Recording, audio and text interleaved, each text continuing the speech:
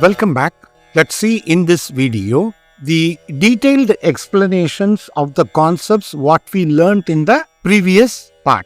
So let us again go back to the first example of Sannatara, or this is Pracaya.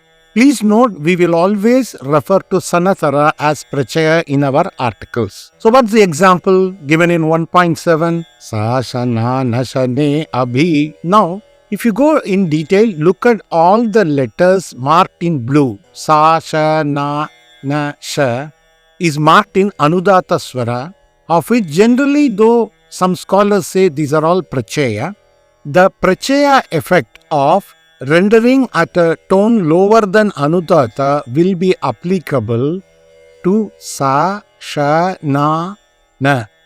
The Sha before Ne is a regular Anudata and Ne is a Udata.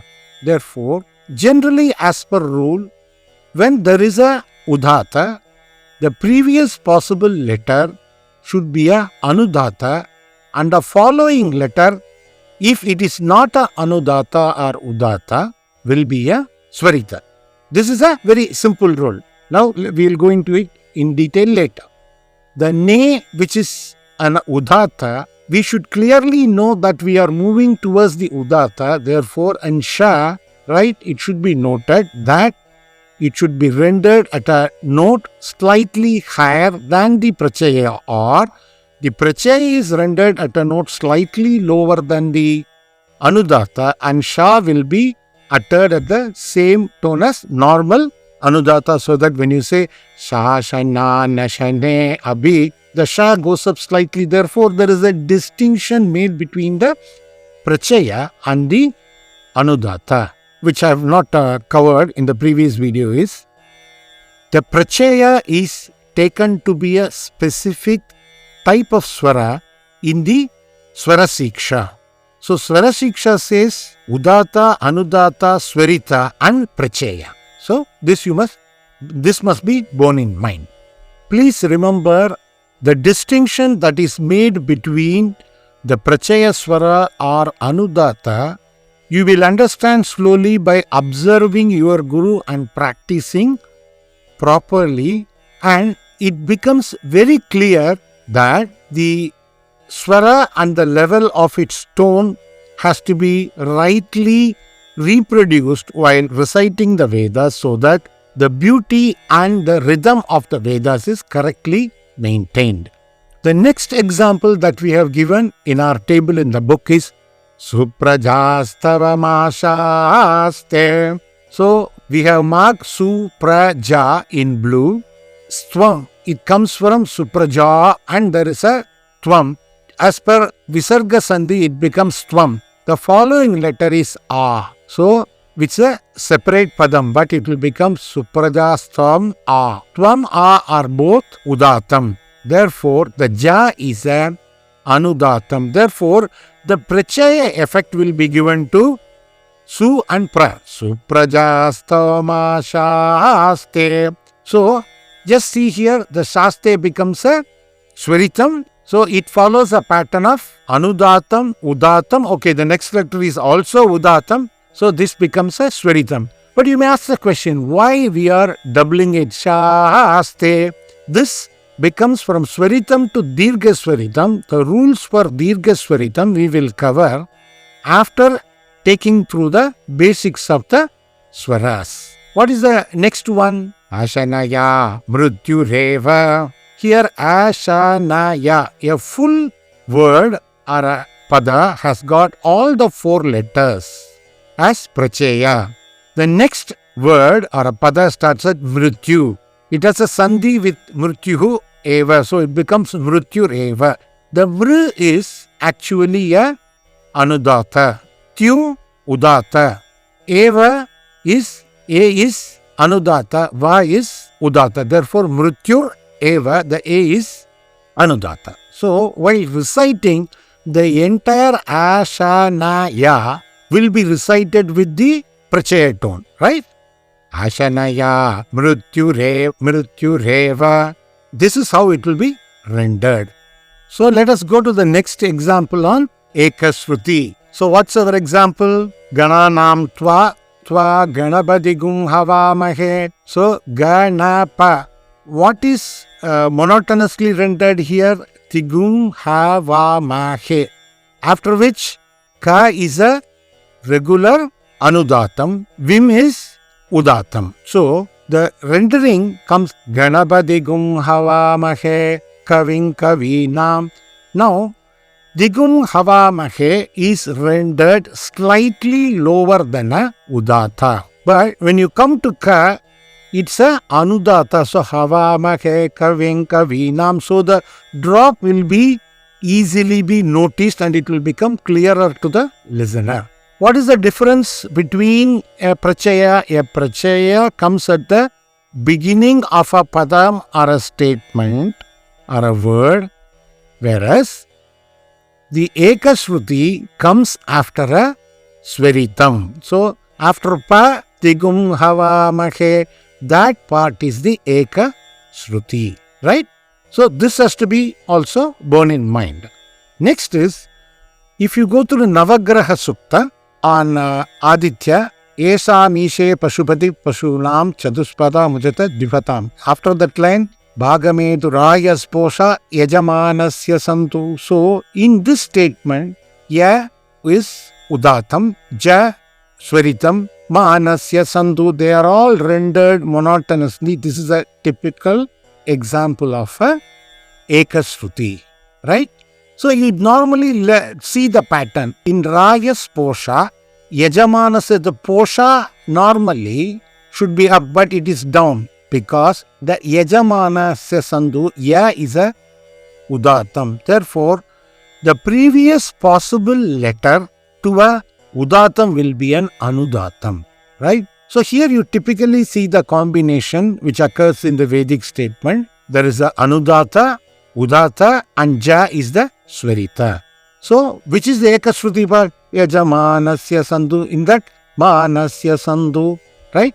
It has to be rendered, made it very clear, slightly lower than the tone of a Udata. Let us go back to the question from Mr. Chandrasekhar. So that example was Namo Hiranya Bhagave Se Nanye Dishase Nanye. So look at this. Namo, the Namo Namaha, normally Namo should have a Swarita, but it becomes a Anudata before he, which is Udata. Ra, Hiranya Bhagave, Ra is a Swarita. Inya Bhagave, which is all marked in a kind of dark color, is all Ekashruti, right? So Namo Hiranya Bhagave, compared to he, the Inya Bhagave will be rendered at the lower note as a Ekashruti. There is a slight representation mistake here. Hiranya Bhagave is a single padam, therefore the words have been split here by somebody has given a gap. It should be Hiranya Bhagave together. Let us go and look at the pada for Senanye. The word Hiranya Bhagave is over and Senanye is a distinct pada or a word. Nothing is marked before Se. Na it is marked. Inye is a Swaritam. So at the middle of a statement, we said normally Prachayam will not be marked. So how this is done is you read Padapada and look at what is the Pada explanation of Senanye. If you look at it, is Se is support Anudata or what we call Prachaya. Na is regular Anudata. Nye is Swarita. Sir, why is that you get a Swarita immediately after Anudata? Please look at the example of Prachaya. It says a set of letters which are rendered in a monotonous tone before a Udata or a Swarita.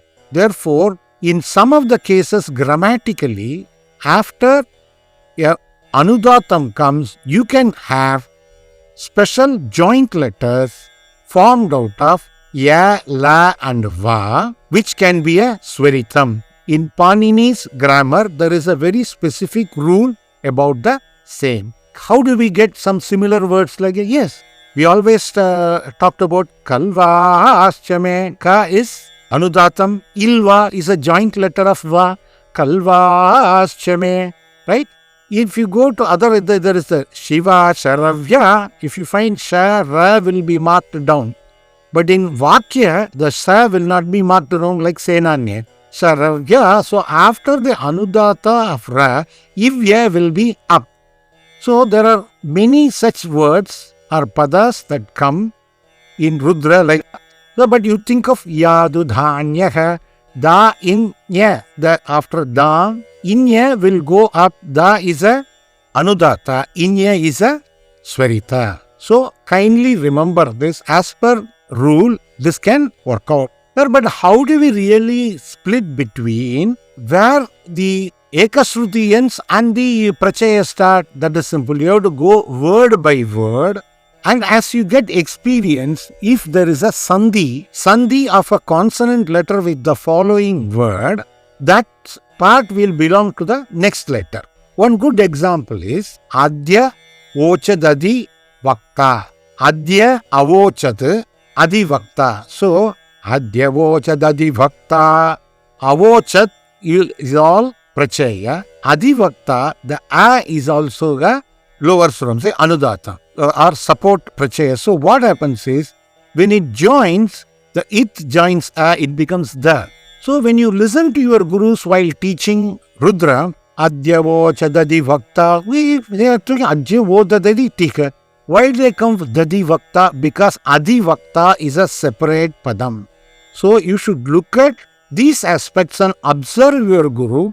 As you gain experience, you will know that, or you learn further part of the grammar that we will be teaching. Get a little bit idea of padam. Your rendering will become much stronger. But what Guru is trying is, he is giving all of that in a platter. So you listen to him and look at the book. You should be able to observe and follow him correctly. Most of the times, in doubt, please ask him. Like Sandhi, you should also look at what is the word before, what is the word after, and what is coming after the Swarita and what comes before an Anudata or Swarita.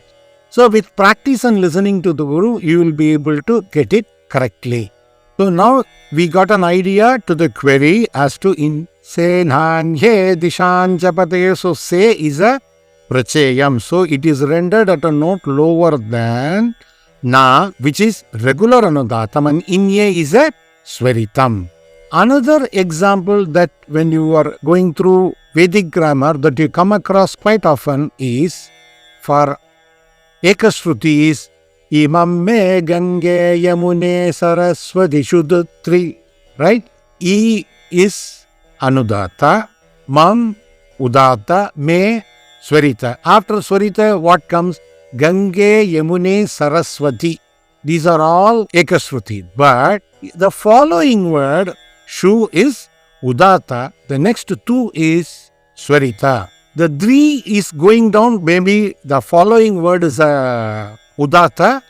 Now what happens is, you have a Udata in Shu followed by a Tu, which is Swarita. Therefore, in Saraswati, what is marked in green, the Ti is a Ti acquires what we call as a Anudata. So, two things that you notice, many of the times in a Ekashruti, the last letter in the Ekashruti may acquire an Anudata Swara to support the upcoming Udata. Same way, if now you have got a basic idea about Pracaya or Sannatara that occurs before a Udata or Swarita, and also about Ekashruti. In the next video part, we will talk about how the formation of various Swaras will come and what are the rules in the overview. We are not again taking much of Sandhi of Swaras here. But what is the basic cardinal rule is, first, if there is a Udata, the previous possible letter, if it is not a Udata, right, it's an Anudata, or if it is a Swarita, even a Swarita will become a Anudata, it will acquire. The next letter to the Udata will be a Swarita, provided it is not also a Udata.